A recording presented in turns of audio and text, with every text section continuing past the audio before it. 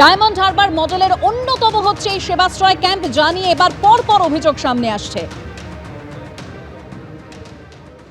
ও যে সমস্ত ডাক্তারদের ইউজ করছিল তারা অধিকাংশ নন রেজিস্টার্ড, তাদের মেডিকেল কোয়ালিফিকেশান ছিল না, এবং দেখা গেছে আমার কাছে প্রচুর ডকুমেন্টস জমা দিয়েছে আজকে যে অনেকে হচ্ছে হাতুড়ে, অনেকে হোমিওপ্যাথি ডাক্তার, অনেকে স্টুডেন্ট, তাদের দিয়ে ওরা রোগীদের পরিষেবা দিয়েছে।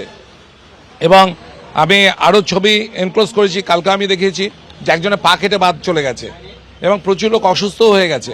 Prime accused person Abhishek Banerjee, তার সঙ্গে তার দুটো তো হাত আছে, একটা হচ্ছে অয়ন আর একটা হচ্ছে আপনার সুমিত রায় যে আত্মসহায়ক, এবং সুমিতের আবার প্রিয় হচ্ছে অয়ন ঘোষ দস্তিদার, ওর নামও রয়েছে। এছাড়া রয়েছে আপনার বিভিন্ন এমএলএ। ডাক্তারদের বলতে হবে যে তাদেরকে ফোর্সফুলি আনা হয়েছে, তার বিবৃতি দিক। আমরা ইনভেস্টিগেশন করতে বলেছি, সিট গঠন করতে বলেছি, যে তাদেরকে ফোর্সফুলি বাধ্য করা হয়েছে প্রেসক্রিপশন করতে, নইলে তাদের এগেস্ট হবে, কারণ কোনো হোমিওপ্যাথি ডাক্তার তো অ্যালোপ্যাথি প্রেসক্রিপশন করতে পারে না। দক্ষিণ 24 পরগনার বিষ্ণুপুর থানায় অভিযোগ দায়ের করা হয়েছে। অভিযোগপত্রে অভিযুক্ত হিসেবে প্রথম নাম রয়েছে অভিষেক বন্দ্যোপাধ্যায়ের।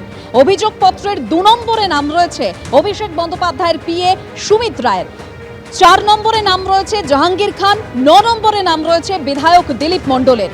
বেনিয়ম নিয়ে সেবাশ্রয়ের সঙ্গে একসময় যুক্ত থাকা চিকিৎসকরাও তারাও অভিযোগ করেছিলেন। গোটা বিষয়টি নিয়ে তদন্তের দাবি তোলেন বিরোধী দলনেতা ঋতব্রত বন্দ্যোপাধ্যায়। লিখিত অভিযোগ দায়ের হলে সরকার যা ব্যবস্থা নেবার নেবে। সেবাশ্রয় নিয়ে অভিযোগের উত্তরে প্রতিক্রিয়া স্বাস্থ্য প্রতিমন্ত্রী সুমনা সরকারের। নিজের লোকসভা কেন্দ্রে সেবাশ্রয়কে মডেল হিসেবে তুলে ধরেছিলেন অভিষেক বন্দ্যোপাধ্যায়। ডায়মন্ড হারবার ছাড়িয়ে শুভেন্দু অধিকারীর গড় নন্দীগ্রামেও এই সেবাশ্রয়ের ক্যাম্প করা হয়েছিল। অভিষেক বন্দ্যোপাধ্যায়ের চালু করা সেই সেবাশ্রয় নিয়েই এখন প্রশ্ন উঠে যাচ্ছে।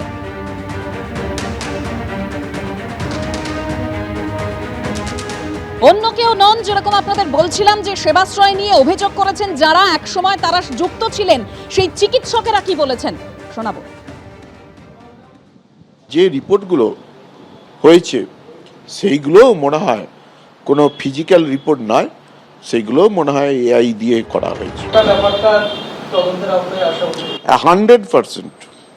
100%।